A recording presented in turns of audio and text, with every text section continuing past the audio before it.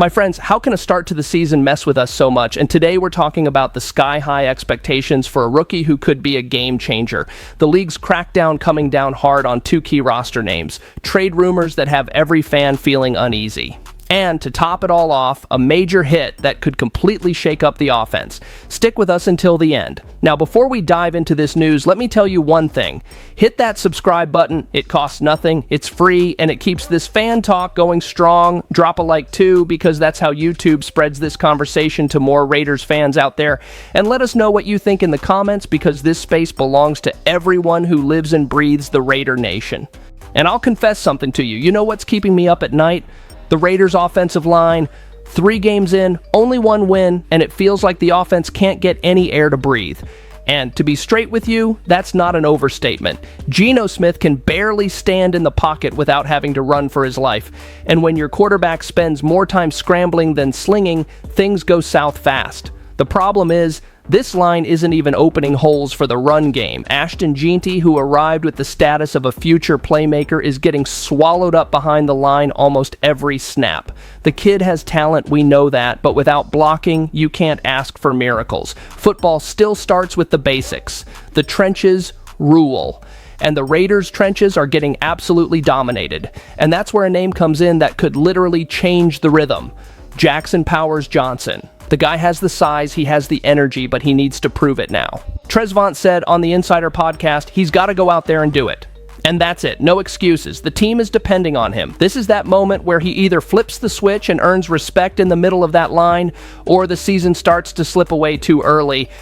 To be honest, I feel like the team plays differently when he's on the field. It's a different presence, a different confidence. But presence doesn't win games, execution does. And the Raider Nation is tired of promises that don't become reality. We want to see results. We want to see runs gain yards, passes find receivers, and opposing defenses backpedal in fear. But without a line that can hold up, none of that happens. I know some people say, calm down, it's the start of the season. But calm doesn't win games, just win, baby. And this Sunday against the Bears, there's no room for excuses. 2 new coaches, 2 teams trying to find their identity, and we need to show we didn't come here to be a punching bag. This is the perfect game to send a message. And look, I'll be honest, if this offensive line keeps failing, it's going to be another year of frustration. It's tough to say, but it's true. The NFL doesn't forgive weakness in any area, and our Achilles heel is wide open. But at the same time, it's the perfect chance to flip the script. 1 good game now, and the fans will start believing again. So here's my message. Powers Johnson, it's on you, brother. The Raider Nation is waiting. Go out there, impose your will, and show that this team still has fire to burn. Because if you don't do it, no one will. What do you all think? Comment below if you believe the turnaround starts with the offensive line. Now hold on, because the next piece of news involves a crackdown from the league itself, and that always hits hard in the locker room. Just when we think things are tough enough, the NFL decides to fine 2 of our guys. Isaiah Pola-Mao and Devin White ended up on the league's official report after the game against the Commanders. And look, it wasn't cheap. Pola-Mao got hit with the biggest fine, $17,000 and change for improper use of the helmet right in the first quarter. White, for a hip drop tackle in the final period, owes over $6,000. To be honest, we know the league isn't wrong to protect the players. The rule exists for a reason. But at the same time, seeing 2 important names on defense land on this list hurts. It hurts because it's not just money, it's the message. Play it safe or you'll pay a high price. And we need them healthy and focused, not thinking about whether the next play will cost another fine. The vibe now is high pressure. Against the Bears, there's no room for slip-ups. Caleb Williams is starting to show why he was so hyped up. The kid is fast, knows when to stand in the pocket and when to take off, and has the arm to throw on the run. If the Raiders' defense gives him space, it'll turn into a nightmare. And honestly, we can't accept that at home. Thomas Booker IV has already made it clear that the focus has to be on containing the kid. Don't let him run wild. Those were his words, and I totally agree. When the opposing quarterback feels like he can improvise, the defense loses control. That's where big plays are born. The job now is to force him to stay where the pressure hits, force a mistake, steal their rhythm, and it's not just Booker who's paying attention. Pete Carroll himself praised Williams, saying he's been watching the guy since his USC days. When even the coach is aware of the danger, it means things are serious. This Bears offense may not be perfect, but it has enough talent to punish a distracted defense. So Raider Nation, the message is direct. Polamalu and White need to turn the page now. We don't have the luxury of losing focus. If they come out too keyed up and end up committing another foolish penalty, the team pays the price. But if they play with balance and smarts, they could be the key to shutting down the Bears' attack. The thing is, fans don't forget. When they see a player getting fined for recklessness, confidence shakes. But that's football. One bad game doesn't define anyone. There's still time to show maturity, seriousness, and hold the line. And to be real, this Sunday is the perfect chance to silence the critics. Comment below, do you think they'll respond on the field, or will it be more headaches? And get ready, because the next story involves a potential trade with a hated rival. And that cuts deep into a fan's soul. Look, this one hits every fan right in the heart. Could you imagine seeing a Raiders starter ending up with the blood rival, the San Francisco 49ers? Well, the market rumors are making the fan base uneasy. Rivalry is serious business, and when these conversations pop up, the Raider Nation feels the impact immediately. The name on the table is Malcolm Kuntz. He signed an $11 million one-year contract, and still, he's already being mentioned as trade bait. That's because the 49ers lost Nick Bosa, the pillar of that defense, to a serious injury. Now the team is desperate for someone to try and fill that hole, but giving up Kunze right now is complicated because even if he hasn't completely broken out in 2025 yet, the potential is there. To be honest, his track record shows it. In 2023, he had 8 sacks, a number that gave the team confidence and justified the contract. But after the injury, he's back without the same explosion with only 1 sack so far. It feels like he's invisible on the field, and it's exactly that inconsistency that raises the question, is it worth betting that he'll regain his form, or is it time to cut bait? The analysis from Bleacher Report says the Raiders seem more inclined to sell than buy in this market. And looking at the standings at 1-2 with poor performance on offense and defense, it even makes sense. But selling to the biggest rival is another story. That doesn't sit well with the fans because one thing is thinking about the future, another is giving ammunition to the enemy. And there's another point, the trade would hardly bring in more than a 4th-round pick, a 4th rounder.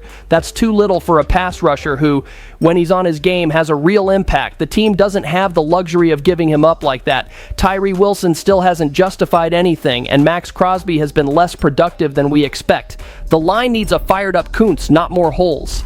For me, the best move is to hold on to him until the deadline. If he shows improvement, his market value goes up. Then yes, you can negotiate. But if you send him to the rival in this state, there's a good chance of seeing him reemerge precisely against the Raiders. And seriously, the Raider Nation doesn't deserve to go through that. What would you do? Would you agree to trade Kunze now, even to the 49ers, or would you hold firm believing he can deliver? Because if this trade talk has everyone fired up, the next piece of news is even heavier. A serious injury, roster improvisation, and a direct risk to the heart of the offense. There are times when the hits just keep coming. After the loss to the Commanders, the biggest concern wasn't even the score, but what was laid bare. The Raiders' offense is staggering. Ashton Jeanty, the rookie who arrived to ignite the run game, is getting tackled before he even takes a breath. He had 11 of 17 carries with contact at or behind the line of scrimmage. It's unbelievable. And check out this stat. In 3 games, 57% of his runs ended that way, with the defense arriving before any space existed.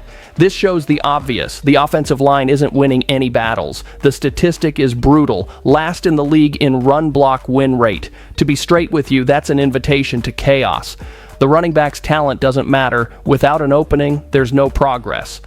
To try and find some balance, the team made some roster moves. 2 tight ends were promoted from the practice squad, Albert Okwuegbunam and Carter Runyon. No stars, but necessary reinforcement since Michael Mayer is out with an injury.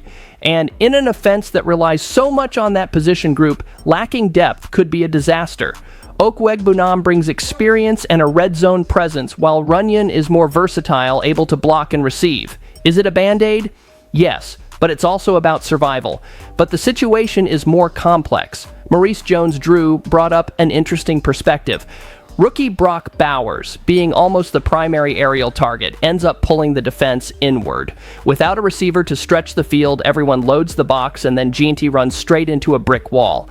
This explains why even the most optimistic fans are already asking, where's the balanced attack? Of course, not everything was a tragedy. Against Washington in the final quarter, the team still showed grit, scored 14 points, and offered a breath of hope. That spirit needs to be carried into the clash against the Bears. We can't go in already feeling defeated, but we also can't ignore the numbers. G&T has 144 total yards with 145 coming after contact. In other words, every inch he gained was hard fought, and that can't continue.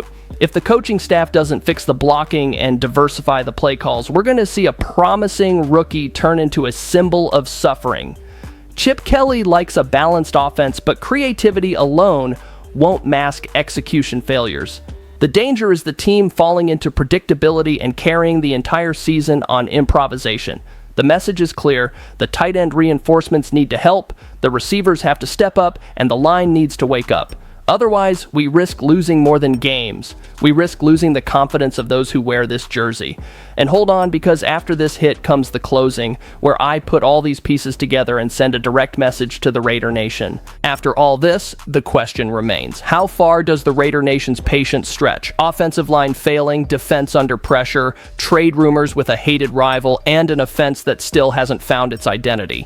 The truth is, it's time to separate those who wear the jersey out of obligation and those who wear it with blood, sweat, and tears. So, do you believe this team will turn things around, or are we going to watch another season slip through our fingers? Drop your thoughts in the comments, because this space is where the voice of the nation is heard. Just win, baby, and I won't accept anything less.